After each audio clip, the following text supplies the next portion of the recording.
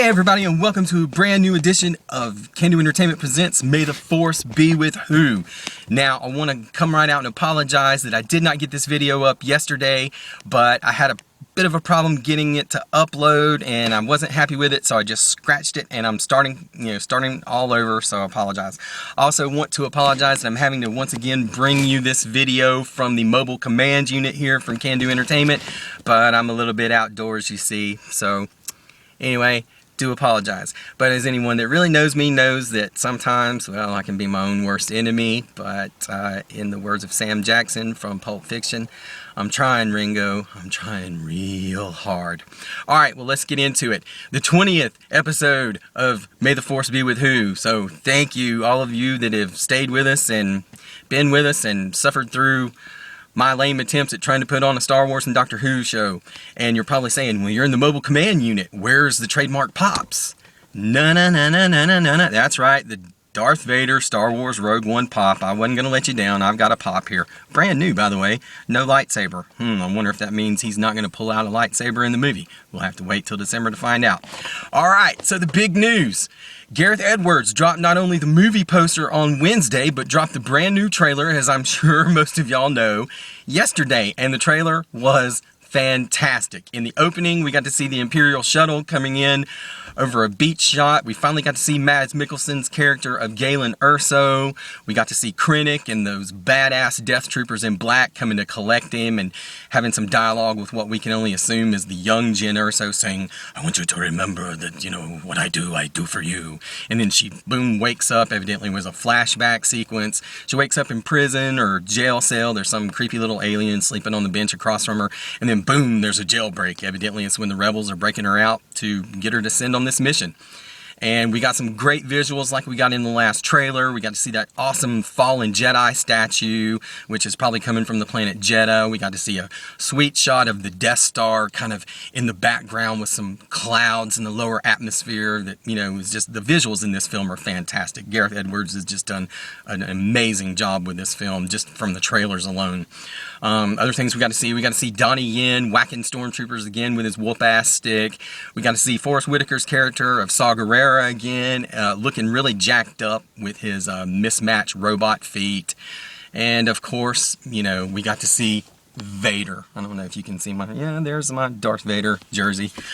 Anyway, we got to see Vader. He didn't speak, but we do know that James Earl Jones is reprising the voice of Vader in the film, so there was no dialogue, but the scenes in the trailer that we got to see, he was interacting with director Krennic, Ben Mendelsohn's character, and they were kind of reminiscent of the scenes from A New Hope with Admiral Motti and Vader, because Krennic was going, you know, the power is unimaginable or unimaginable, or whatever the exact line was, and it kind of was reminiscent of Motti and Vader's conversation in A New Hope, where he was talking about the Death Star being now, you know, the most powerful thing in the universe, and Vader going, you know, don't be too proud of this technological terror. It's insignificant next to the power of the Force. And we all know how that conversation ended with Vader, you know, I find your lack of faith disturbing. And it's kind of interesting because, you know, we've not seen any shots of Vader with the lightsaber. Even the, you know, like I said, the pop doesn't have the lightsaber on it. And, you know, we know Krennic's probably not going to be around after this movie. Probably most of this whole cast is not going to make it out of this movie alive. So just kind of wondering if, you know, Krennic's going to kind of be like Motti and, you know, just keep snipping and snapping at Vader till Vader finally goes, but that's just a thought. Some other things from the trailer, we got to see Jyn and Cassian and K2, the droid, looking like they were undercover, maybe going into the place where the plans are being held. So that looked really cool. We got to see a whole lot of ground combat on Scarif, which I believe is the beach planet where we keep seeing, you know, all the stormtroopers in the water and the Imperial walkers. And we got to see some X-Wings and some space combat. So that's something we didn't get to see in The Force Awakens, really, with some space combat with X-Wings. And it just looked really awesome. Gareth Edwards has definitely promised us a unique Star Wars film that's unlike what we have gotten from the saga films, and definitely with this anthology movie, it's probably going to be a unique Star Wars film, so cannot wait. Also, Kathleen Kennedy and the story group from Lucasfilm are really pushing James Luceno's novel Rogue One Catalyst, which is coming out next month. It's a prequel to Rogue One. It's Rogue One Catalyst. It's supposed to basically be outlining the relationship between Mads Mikkelsen's character Galen Orso and Ben Mendelsohn's character Director Krennic, and how basically probably he's got him looped into working on the Death Star, which is setting up this whole thing to, you know, try to rescue him or get the plans from the Death Star for the rebellion. So yeah, the trailer was outstanding. I cannot wait. The movie is 2 months away, folks, so we're almost there. It didn't quite, you know, once again, it didn't quite give me the whole emotional impact as the Force Awakens, Chewie, we're home trailer did. But to be totally honest, I don't think any trailer probably ever is going to get that emotional reaction out of us, except, well, you know, maybe if we get a trailer for Episode 8 that shows Luke Skywalker lighting up the lightsaber and whooping some ass, that may probably elicit that kind of an emotional response. But the trailer for Rogue One was fantastic, and I hope everybody enjoyed it. Alright, moving on to some Who news. Yeah, believe it or not, we've got some Doctor Who news.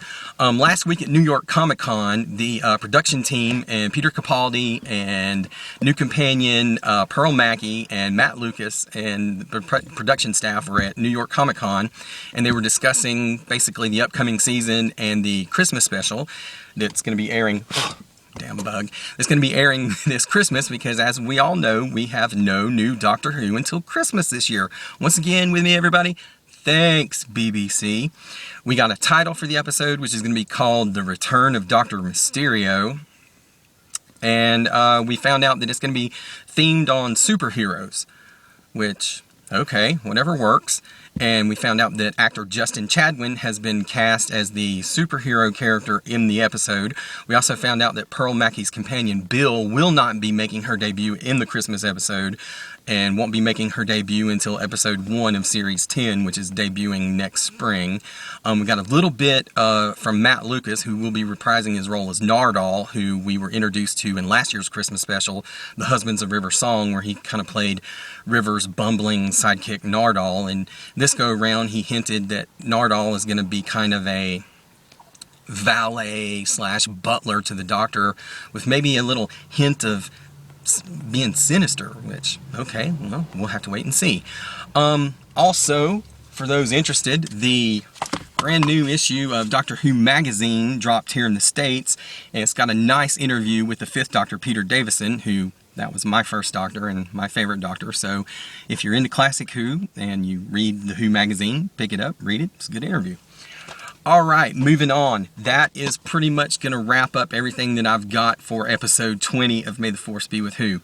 Now, on a personal note, my band, the At Random Band, is going to be playing this evening once again at the Greenhouse Moto Cafe in Mills River from 7 to 10. So anybody in the area, come out and see us. We're putting on a good show.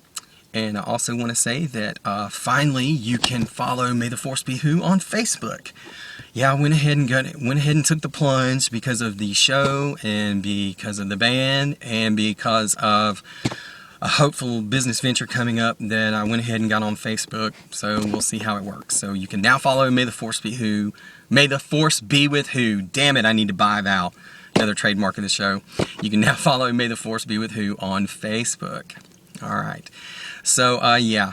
Thank you for putting up with me for 20 episodes. Hopefully you'll put up with me for 20 more. And I appreciate your patience while I'm going through the transitional period again. So, thank you very much. And, yeah, I think that's going to about wrap it up. So, yeah. I'm missing something. Take care.